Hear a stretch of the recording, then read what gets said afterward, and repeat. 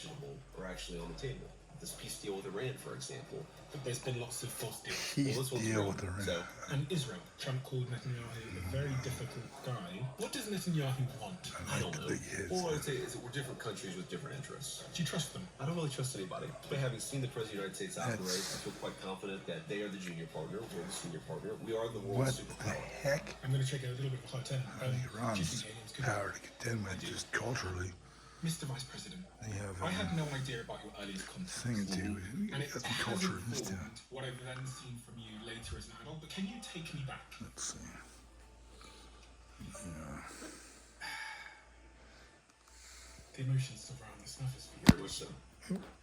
This is super interesting to me. My team gave me this report to show me how many of you that watch this show subscribe, and some of you have told us, according to this, that you are unsubscribed from the channel randomly. That's your trick. You need to subscribe to two. If you hit the subscribe button, if you are a regular viewer of the show, You get your dad. we're approaching Yeah. a significant landmark on this show in terms of a subscriber number. Sure. So if there was one simple Yep. free thing that you could do to help us, my team, By the everyone way, here, to keep the show free, to keep it improving year over year, week over week, What's that? just to hit that subscribe button to double check if you did it. Anything The like heat. that. Do we have a deal? water If heater. you do it, I'll tell you what. Okay. I'll make sure Hotter. every single week, every single month, we fight I harder will. and harder and harder to bring you the guests and conversations that you want to hear. I've stayed true to that promise since the very beginning of the Diary of CO, and I will not let you down. Please help us. Really appreciate it. Let's get on with the show. Oh. Mr. Vice President, I have your book here, okay? And it says, of all the things that I hated about my childhood, nothing compared to the revolving door of father figures. I hated the disruption, and I hated how often these boyfriends would walk out of my life, just as I began to like them. This is your shot. I always think to understand the people that are sat in front of me, you have to get a picture of their early context. Sure. And I had no idea about your earliest context. And it has, in some respects, informed what I've then seen from you later as an adult. But can you take me back Sure. to your earliest context and explain that quote for me? Yeah, so I was raised in a very working class town, very working class family. This is a photo of me when I was a little kid here. And my family, like a lot of other families in similar circumstances, we struggled. We struggled to adapt to middle class life. Yeah, this is my sister and my grandfather. It's interesting, my grandfather had very low formal education. He graduated from high school. My grandmother actually left school when she was 13. Very religious people, particularly my grandmother. But, you know, they struggled pretty much economically for most of their lives. My grandfather died when I was 13. I think my grandmother died when I was 20. And, you know, this is right. It's probably not even a year before she died. And I was about to go to Iraq, and she was very old and frail. And this is one of the last photos of the two of us. And this is really the woman who raised me, because you raised the revolving door of father figures. So mom, amazing person. She's been clean and sober for now 11 years. But she was in the throes of a pretty bad addiction problem for much of my childhood. And so this was kind of my savior. This was the person who stepped in and made sure I had a stable life, to the extent that I did. And your grandmother, she got pregnant at 13. Correct. And she had a miscarriage at that age. Yeah, that's right. So think about this. Eastern Kentucky, you're talking about the hills of an extremely impoverished, very rural part of the United States of America. And so, you know, she is dating my grandfather, I think at the time is 16.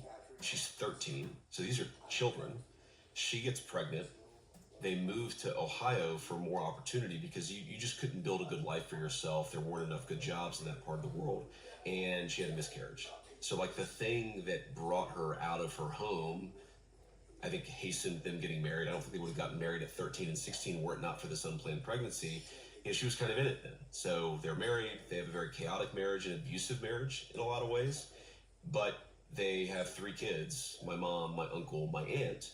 And the story of our family is, in some ways, some of us were able to kind of break the cycle and some of us weren't. And part of what motivated me to write that book was trying to understand why is it that life worked out for some of us and didn't work out for others. So your biological father, Yeah. he put you up for adoption. So he did. So I was adopted by a man when I was 5 or 6 years old by the name of Robert Hamill. And he became, and it's still technically, if you look at my birth certificate, he is still listed as my legal father. Now, he was in the picture from, call it, I was 7 until 10 or 11. And then he and mom got divorced. He still stuck around for a little bit after that, but by the time I was 12 years old, he was just gone. Never talked to him again, never saw him again. And am I right in thinking this is the third man in your life at this point, because your sister, Lindsay, comes from a different father? That's right. So her father, a very good guy. She's 5 or 6 years older than me. And so he was the first of my mother's husbands. And then my dad, my biological father, was number 2. And then my legal father was number 3. And then, things sort of got a little quicker from that point forward. So there was more turnover, let's say, in the relationships at that point forward. There was also a guy called Matt thereafter at 13 years old that your mum had met. Yeah, good guy. Very close to him. He actually is very political. And so he and I reconnected a little bit over our shared interest in politics. But he was just a good, hardworking guy. He was only around for maybe a few years, probably less than that, of my life. But he was a significant and positive force. In your book, page 124, you say living with mum and Matt, which is when you were 14 years old, was like a front row seat to the end of the world. Yeah. Well, it was just chaotic, right? I mean, things that I thought of as normal that I later realized in, talking to my wife or talking to friends, that just a level of relationship instability. Fighting, people throwing stuff. If the fights get really bad, some person throws a plate at somebody else. Again, it sounds, even talking about it now, kind of crazy, but it was pretty normal back then. And, sometimes it was worse and sometimes it was better, but there was a sense in which relationships were always just kind of chaotic. As an adult, you can almost imagine now that you've got so many kids yourself, that Yeah. I can understand the feeling of craziness but being normal, and you kind of don't realize until you see into someone else's world or someone else hears about yours. Because I can relate to that in many ways. But as an adult, you must look back on that and now see the way that shaped you. Yeah. Well, it was very unhealthy. I certainly think, again, it was hard to sort of really feel a sense of stability. It was hard to really attach to people because you always assumed that they were going to be gone. And, years later, I was actually at a conference, I was giving a speech, and this guy came up to me. He was a child psychologist, and, he said, one of the things the literature shows is that people who come from traumatic or chaotic environments and end up doing pretty well, they always have one person, whether it's a teacher, a social worker, a grandparent, aunt, or an uncle. They always have one person who's sort of their anchor. And that seems to be the difference for a lot of these kids. And again, I was lucky enough to have that. And I think about my life a lot of time. I mean, sitting here, I'm the Vice President of the United States. What would my life have turned out to be if you had all that chaos, which was just a background part of my life, but you take out those stabilizing forces? God knows, man. God knows. My grandmother. That's right. Because through your story, when I was reading about your childhood, she seemed like the safe place that you would retreat to. Correct. Over and over again. Obviously, I think it's very important for boys to have male role models, to have father figures that they look up to. She was in an unconventional way, like both a mother figure and a father figure. She was extraordinarily odd. And I mean that in the most loving way possible. But she was just incredibly tough. I was, 12, 13. I was hanging out with one of the kids in the neighborhood who was kind of going down a bad path. He actually would later spend some time in jail, but he was getting into drugs, starting to smoke weed, starting to do a little bit more than that. Again, 12, 13, so we were pretty young kids. My grandmother found out, and she told me that if I kept on hanging out with this kid, she was going to run him over with her car. And then I was kind of caught off guard by that, and she said, JD, I promise you, and no one will ever find out about it. And I was like, whoa. So for the sake of this kid, I pretty much stopped hanging out with him. But that toughness, I think, was a necessary part. It was through sheer willpower that she kept me on the straight and narrow. And again, I don't know where I'd be without her. And over the next sort of couple of decades, your mother's addiction seems to get worse and worse. It does. From prescription drugs to heroin. Correct. And everything in between, and it really sort of ravages not just her life, but the family's life. That's right. Nearly making your grandparents bankrupt. Yes. And Mom, by the way, has been clean and sober for 11 years, which is an amazing thing. But when Papaw died, he was what my grandmother was for me. I sort of realized that that's what Papaw was for Mom. He was her safe place. He was her anchor. And I think she already had some addiction problems, but it just really accelerated from there. And things kind of went off the rails. And, you know, my grandparents, before my grandfather died, were trying various ways to help her. And yeah, it got worse and worse, harder and harder drugs, had a few bad overdoses. And, you know, by the grace of God, some miracle, you know, it's amazing how transformed she is. And it sort of drives home how, for some people, drugs are just they take so much away from a human being, and she was certainly that way. And in the same way that they took so much away from her, sobriety has given her a whole lot back. If I asked your wife, Yeah, how this season of your life, the most formative season of your life, sure. has changed you, what are all the things she would say? It's funny because I remember interviewing, I think it was Michael Jordan's coach, Okay. and he said to me that people's dark sides and their light sides are like fundamentally interconnected. Yes, And I can relate. But absolutely. the things people might clap for or applaud about you are also fundamentally linked to things that you struggle with, or Yeah. that make you sometimes not the most normal person. Yes, that makes total sense to me. I think on the dark side, what she would say is, I am an extraordinary mistrust. I think of people that I don't know particularly well. I sort of assume the worst sometimes about circumstances and things outside of my control.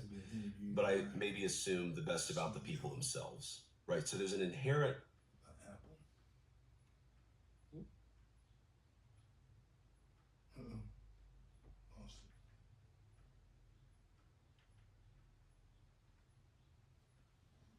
Lost. Let's see if I get back.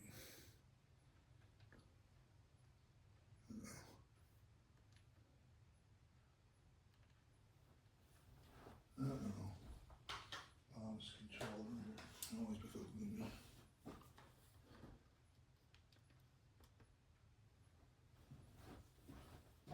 Go back here.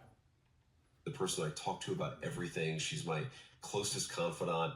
And yet, there are all kinds of times during our 12-year marriage where I just have this thought, like, there's no way this is going to last. Either because she's taking the kids to the grocery store and I start thinking to myself, oh my God, a drunk driver is going to have a head-on collision. I just, there's a sense of like instability that is very much built in. That's kind of the dark. I think the light is because I've seen a lot of people at their very best and their very worst. I sort of assume the best about the human beings themselves.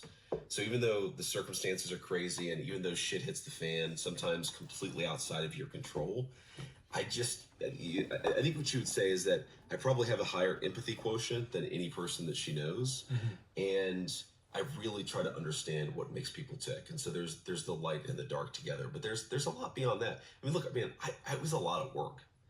When I look back at our early relationship, and we'd have an argument, like before we were married, and I'd be like, okay, well, fine, let's just break up. And her response is like, well, that's crazy. Why would we break up? Let's just like have a rational conversation. Like, I don't do rational conversations in this context. That is not something we do. But again, so long as you're, I think, self-aware about that, it's a problem that you can solve. And certainly, I mean, I think she would say now compared to 14 years ago when we first started dating, it's just night and day. But very early on, it was a chaotic relationship itself. Clearly an avoidant attachment style, which obviously makes Yeah, a ton of 100%. sense. 100%. Yeah. I can relate. And Yeah. I didn't have the vocabulary to describe that, but that's exactly what that was. Did you have to go to like couples therapy? Because it seems almost inconceivable that you could go through that early context, be so avoidant, be so sort of on edge with commitment, and see everything as kind of being ephemeral, yet still have a healthy relationship like the one you have with her. No, there wasn't couples therapy. I actually went to like therapy a couple of times, and I just found it way too uncomfortable to talk to a stranger.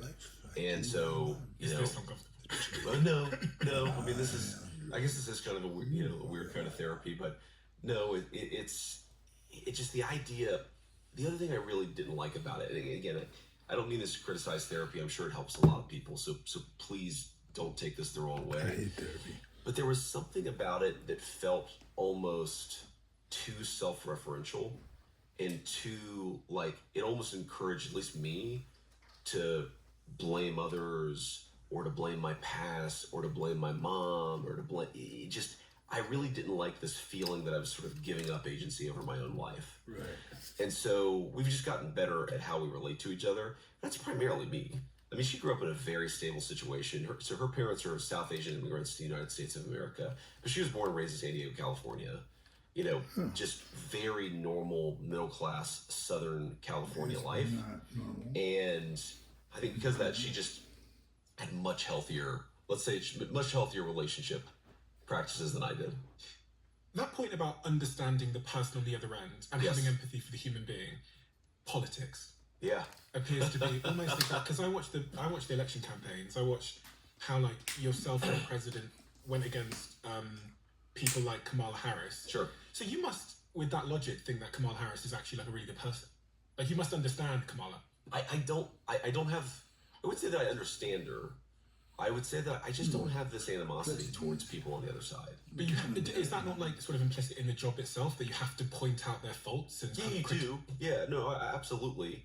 But I think you can be sort of rational about it. You can be cerebral about it. Certainly there are things the other side does that annoy me.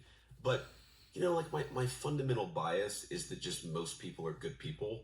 And to the extent that they do something you disagree with, it's either because they screwed up on something or because they made a mistake. Or I've always been like this. I've always been more charitable about other human beings. And I don't know. Again, maybe I do that too much. Maybe I'm too charitable. But I'd rather be too charitable than too cynical about human beings. Because you talk about a screwed up perspective to take into politics. If you're always cynical about other people's motivations, man, you're going to be in a very, very bad spot. I actually think the same about interviewing, remarkably. Because I No, absolutely. I meet so many people from so many different Of course. And one of the things that I've come to learn is just try and meet everybody as I experience them versus Yes. like, you know, especially when I'm interviewing politicians, I just want to meet them as I experience them versus thinking about how they've been framed or whatever. Yeah. And it's actually made me much more empathetic because, again, obviously we all have preconceptions. And then you meet Sure. someone and you go, oh,